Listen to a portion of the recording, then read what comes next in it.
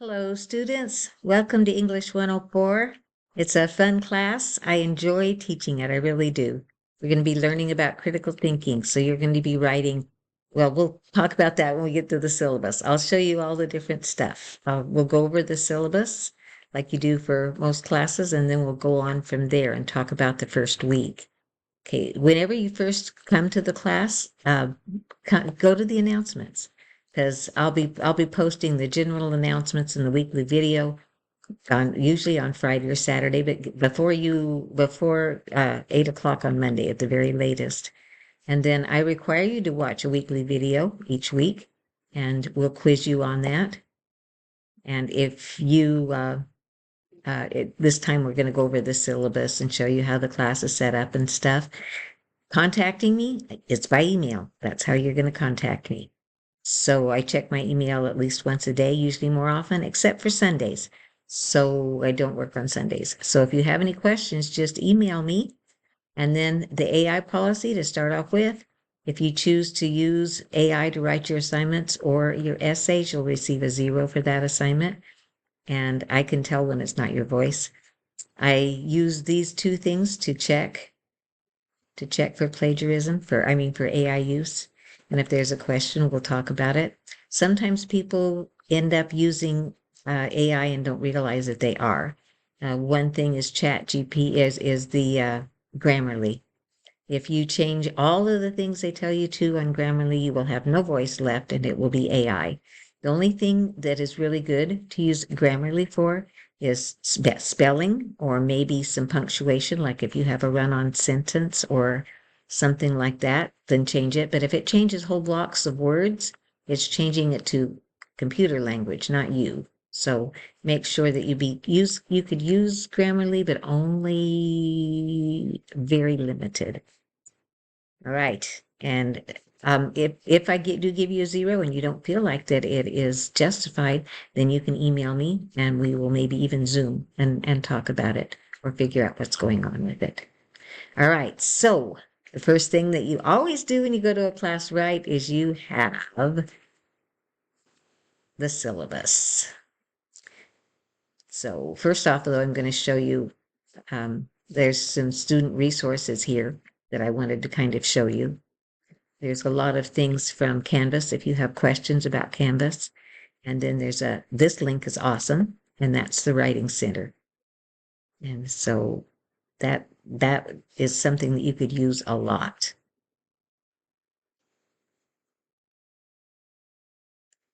Okay. Now let's go ahead and go then to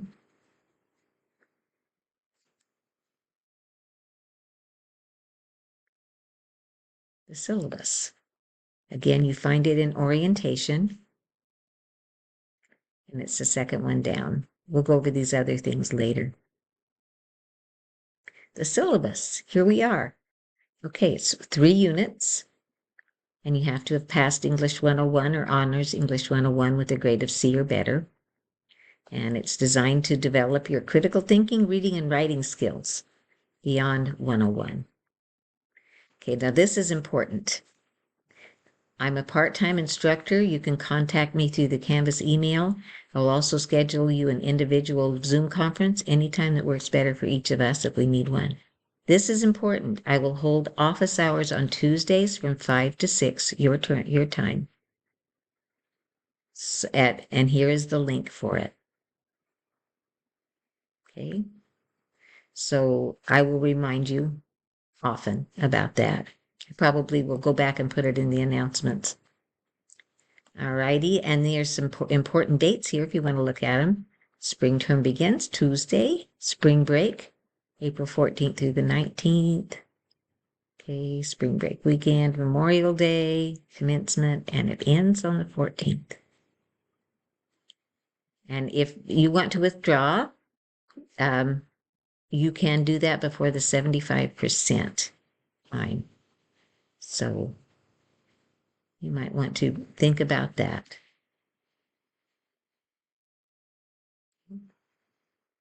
And then these are all the different points for our different things that we're doing. And the learning objectives, you're going to Critique a text for logical fallacies. You're going to do lots of that, lots of that. Evaluate source material for validity. You're going to do lots of that. Synthesize multiple texts and demonstrate sound logic to support an argument. You're going to be doing lots of that. So what do you need to be? Self-motivated, willing to learn, access to all the stuff you need, and be able to collaborate. And there's a student code of conduct. In other words, just be nice. And if there's if you have a thing with access, if you need, I don't know why you'd need access. This is an online class. And then class attendance. I did want to go over this with you, and that is DE students will be dropped as no-show if their online activity before the census date consists of solely logging onto the online course platform without actively engaging in academic-related activity. So that means you need to actually do something other than just come online in order to stay in this class. Also, if you do not demonstrate active engagement, such as online discussions, etc., each week, I can drop you. I usually will let you know that you're in danger of being dropped before you do, but just know that every week you're going to have to go online. If there's something that happens, like in one of my other schools, somebody is getting married. Well, he's doing his stuff beforehand, and then not during the week that he's getting married. So if there's any kind of questions, I try to work with you as much as possible. Okay, and then you're going to have lots of critical reading sheets, and we'll go over each one of them. Some of them are going to be worth 10 points, some 15. Discussions, lots of those. This I decided not to do, so I'm going to edit this and take that off. Okay, there's going to be a fallacy assignment, a rhetorical analysis. You're going to analyze the rhetorical strategy of an essay. There are going to be 2 essays of 5 to 7 pages, MLA style, and I expect them to be turned in on the day they're due. It includes drafts of essays. Each essay is worth 100 points, and the only way you can turn it in is to turn it in. You turn it into the Canvas, and then it goes to turn it in. The research paper is going to be 200 points, and it's going to be 8 to 10 pages. And then you'll need an annotated bibliography that goes with that. Revisions, you can revise one essay one time. Okay, and we'll go over the revision policy after the first one is turned in. And plagiarism, I talked about AI, but if you have somebody else write your paper or copy without a citation, you will not receive credit for the assignment and could fail the class. I will accept Turnitin scores up to 15%, and after that I'll deduct points, and if it gets to be too much, you'd get a 0. So this is a tentative schedule of the major things that are due. The rhetorical analysis, position, proposal, annotated bibliography, and research paper. This and that. All essay assignments, including drafts, follow MLA guidelines. And then, but failure to prepare on your part does not constitute an emergency on my part. I just thought that was a really cool quotation, and so I put that in. So let's go to what you would do for week 1. When you go to week 1, the first thing that you're going to see is an overview, and that will tell you what is going to be due that week. It's kind of just a synopsis, a summary. You're going to read the introduction in chapter 1 in our text, do a critical reading for one of the following readings, okay? And watch the video for week 1 and take the quiz for introduction in chapter 1, do the introduction discussion question. So you've got 2 discussions, 2 quizzes, 2 critical, and 1 critical reading. 1 critical reading. Okay, let's go over each one of those. Well, this is 1 quiz. This is another quiz.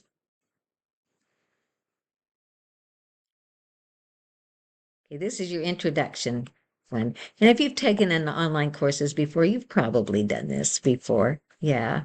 So you're going to answer the basic things. What's your name? What do you want to be when you grow up? In other words, why are you in college? What's your major? Some of you think you've already grown up. So what? Yeah. And then something unique about you. It might be something you've done or seen nobody else in the class has experienced. Remember, this is a PG-13 class, so don't get too specific with that. And then one picture. Your initial post should be 1,500 words. This is going to be the same thing for every discussion. Okay, and that is your initial post has to be 150 words posted by Thursday evening, and then leave a relevant comment of at least 20 words on at least 2 other classmates' posts by Sunday evening. That's what you need to do to get full credit for these. Easy 10 points usually. And then you're going to be reading about whether students should attend college. So you're going to read at least Paying It Forward Makes Higher Education Worth the Price on page 40, or The World Might Be Better Off Without College for Everyone on 49. And you can read any of the other articles that you find interesting in the chapter. You don't have to read others, but you can. And then discuss this. Is college education worth it in today's market? Should there be more career opportunities outside of college? What types? How should people determine how college fits into their lives? What role should the government play in making college affordable? And then anything else. And then again, initial one and same as it always will be. This is the critical reading sheet. You're just going to download this and then fill this in. Usually Word works better. And then just you're gonna copy it and then paste it back in. I would type this into like a Word or PDF and then edit it and write the things down.